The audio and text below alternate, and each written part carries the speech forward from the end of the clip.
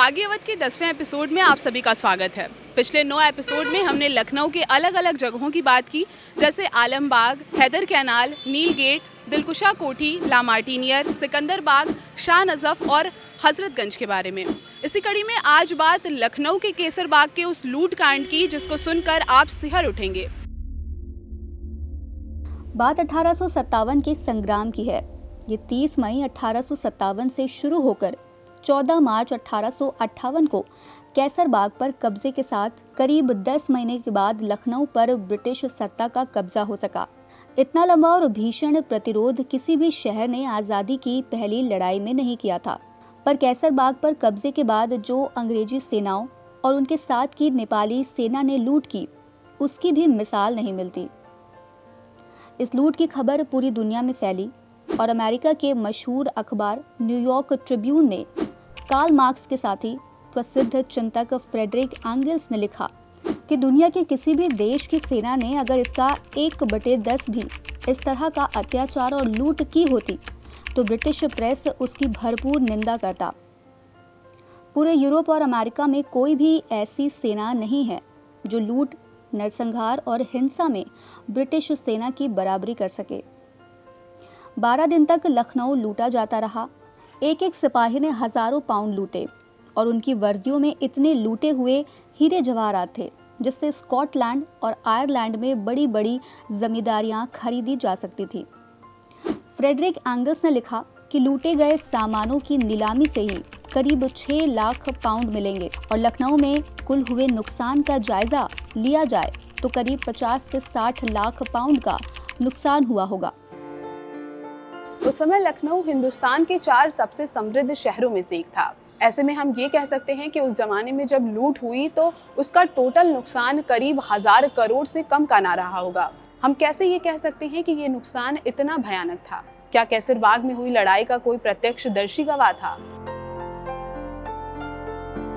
London times के संवाददाता W.H. Russell उस समय केसर बाग में मौजूद थे 14 मार्च 1858 को, जब केसर बाग की लूट हो रही थी। बाद में माई म्यूटनी डायरी में 16वें चैप्टर में उन्होंने इस घटना का लोमहर्षक वर्णन किया कि कैसे ब्रिटिश और सिख सिपाहियों ने बंदूक के कुंदों से दरवाज़ों को तोड़ा, बक्सों को तोड़ा और उसमें से हीरे जवाहरात, सोने चांदी के आभूषण निकाले। एक बक्सा तो चांदी का ही बना हुआ था और जो सामान वो लूट नहीं पा रहे थे उसे नष्ट कर दे रहे थे। घोड़े की जीन से लेकर के शाल, दुशाले, कीमती आभूषण जिनमें सोने और चांदी और हीरे जवाहरात जड़े हुए थे, उन्हें केसर बाग के बीचों बीच आग लगाकर जला दिया गया, जिससे उसके अंदर का सोना, चांदी और आभूषण निकाले जा सके।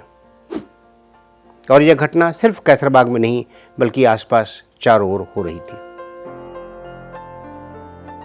यहाँ एक बात समझना जरूरी है कि ये लूट सिर्फ केसर बाग के महलों तक ही सीमित नहीं थी। केसर बाग से शुरू होकर ये लूट पूरे शहर में फैल गई। बहुत सी चीजें नष्ट कर दी गईं। छोटा इमामबाड़ा में जब रसेल पहुंचे तो एक से एक महंगे झाड़ फानूस चूर चूर कर दिए गए थे और उन चूर चूर हुए महंगे फानूसों में पैर धंस रहे थे। नवाबी महलों के साथ ये लूटपाट लोगों के घरों तक भी पहुंची और अंग्रेज सेना ने कुछ दिनों बाद सरकारी तौर पर लूट पर पाबंदी लगा दी, लेकिन करीब 10-12 दिन तक बिना रुके लखनऊ लूटा जाता रहा। लूट की बर्बरता तो हम सभी ने देखी, लेकिन जरा सोचिए कि जब मार्च 1858 में ये लड़ाई अंग्रेजों द्वारा लखनऊ में हुई तो उस समय लखनऊ के लोगों का क्या हुआ होगा। पीसी मुखर्जी की मशहूर किताब पिक्टोरियल लखनऊ में भी रसेल की डायरी का उदाहरण दिया हुआ है और यह एक ऐसी क्रूर घटना थी जिससे शायद क्रूरता को भी आंसू आ जाएं। रसेल ने लिखा कि वह लोग लौट रहे थे, तब उन्होंने देखा कि एक बुढ़ा अंधा आदमी और उसके साथ एक बच्चा चले आ रहे थे। बच्चे ने जान की दुहाई दी। अंग्रेज अफसर ने पिस्तौल चलाई। 1 बार, 2 बार, 3 बार, तीनों बार पिस्तौल नहीं चली। तीनों बार उसे मौका था कि वो अपना इरादा बदल देता, लेकिन चौथी बार जब उसने पिस्तौल चलाई तो उस निरीह छोटे से बच्चे को गोली मारकर उसने समाप्त कर दिया। इस प्रकार की घटनाएं पूरे लखनऊ में घट रही थीं। लखनऊ के लूट के बाद प्राइस एजेंट तय किए गए जो मोहल्लों में जाकर लूटे हुए घरों को फिर से लूट रहे थे और उनका ऑक्शन किया जा रहा था। कई मोहल्ले नस्त नाबूद कर दिए गए। मिशेल जो 93 हाईलैंडर में सार्जेंट थे, उनकी मशहूर पुस्तक, उनकी जो म्यूटनी की मेमोरी है, उसमें उन्होंने लिखा कि 93 हाईलैंडर्स के सिपाही 13 मार्च को बेगम कोठी पर कब्जे के बाद वापस कैंप में भेज दिए गए थे। जब 17 मार्च को दोबारा उनकी ड्यूटी लगाई, लखनऊ काफ़ी कुछ लूट चुका था, लेकिन उसके बावजूद दरगाहों, इमामबाड़ों को उन्होंने लूटा और एक सोने का ताजिया जिस पर हीरे जवाहरात जड़े हुए थे वह उनकी कंपनी ने लूटा और उसका गुंबद एक लेफ्टिनेंट को दिया गया, जो मिशेल ने लिखा है कि बाद में लंदन में 80,000 पाउंड में जाकर बिका। जब लखनऊ के लोगों की सारी संपत्तियां छीन ली गईं, इसका मतलब ये हुआ कि उस समय जब लखनऊ के लोग वहां पे जो रह रहे थे उनके संपत्ति का अधिकार समाप्त कर दिया गया। क्या थी सच्चाई, आइए जानते हैं। लखनऊ की इस लूट में, लखनऊ की लड़ाई में तालुकेदारों का भी एक रोल था, एक भूमिका थी। लखनऊ की लूट के बाद जब अंग्रेज़ों का पूरा कब्जा हो गया, उन्होंने आदेश दिया कि सारे प्रॉपर्टी के राइट्स समाप्त हो जाएंगे, सिवाय 6 तालुकेदारों के जिन्होंने अंग्रेज़ों का साथ दिया था, जिनमें राजा बलरामपुर प्रमुख थे। उन्हें राजा की जगह महाराजा की उपाधि दी गई। तुलसीपुर की रानी का पूरा एस्टेट उन्हें मिल गया। गोंडा का बड़ा हिस्सा महाराजा बलरामपुर को मिल गया। लेकिन बाद में उन्हें लगा कि बिना तालुकेदारों के शायद अवध पर शासन करना मुश्किल है, तो जो भी जिसे हम लाल बारादरी कहते हैं, लॉर्ड कैनिंग ने 1859 में वहाँ एक दरबार किया और फिर से 177 तालुकेदारों को सनद दी गई और उनके हेरिटरी प्रॉपर्टी राइट्स स्वीकार किए गए।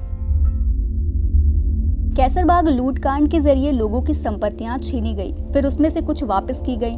लेकिन इन सब के बीच एक सवाल जो जहन में उठता है वो ये कि लखनऊ के इमामबाड़ों और नवाबी महलों का क्या हुआ। लखनऊ की लूट तो कुछ दिनों बाद थम गई, लेकिन लखनऊ का विध्वंस नहीं रुका। कैसरबाग जो वाहिद अली शाह का सपना था, जिसने लखनऊ एक नई पराकाष्ठा पर, नई उन्नत तक पहुंचा था, वह काफ़ी कुछ तबाह कर दिया गया। उसके बड़े भवन ध्वस्त कर दिए गए। सिप्तानाबाद इमामबाड़ा, जहां वाहिद अली शाह के वालिद आराम फरमा रहे हैं, उसे चर्च में तब्दील कर दिया गया। उसके बाहरी हिस्से पर दुकानें बनवा दी गईं। चारों ओर के मकान एंग्लो इंडियंस को दे दिए गए। बड़ा इमामबाड़ा जो आज़ादारी और मजलिसों के लिए मशहूर था, वहाँ पर अंग्रेज़ सैनिक दंडनाते फिरते थे। छतर मंजिल जहाँ कभी अवध की बेगमें रहा करती थीं, वह छतर मंजिल यूनाइटेड सर्विस क्लब के रूप में तब्दील हो गया और लखनऊ के ढेर सारे मोहल्ले नष्ट कर दिए गए, ध्वस्त कर दिए गए। मार्च 1858 का ये जो लूट कांड कैसरबाग में हुआ, आज इसको लखनऊ के लोगों ने बिसरा दिया है। मतलब सर, आपको उस इतिहास के बारे में नहीं पता है? ज़्यादा नहीं मालूमात है हमको, उसके बारे में ज़्यादा याद नहीं है। तो आज के इस कार्यक्रम में बस इतना ही। हम फिर हाजिर होंगे बागी अवध के नेक्स्ट एपिसोड के साथ। अगर आपको इस एपिसोड से रिलेटेड कोई भी क्वेश्चन हो जो आपके दिमाग में आ रहा हो, तो आप कमेंट करके ज़रूर बताइएगा, हम आपको इसका जवाब अवश्य देंगे। तो आज के इस कार्यक्रम में बस इतना ही। मिलते हैं कुछ नई जानकारियों के साथ, तब तक मुझे दीजिए इजाज़त। नमस्कार।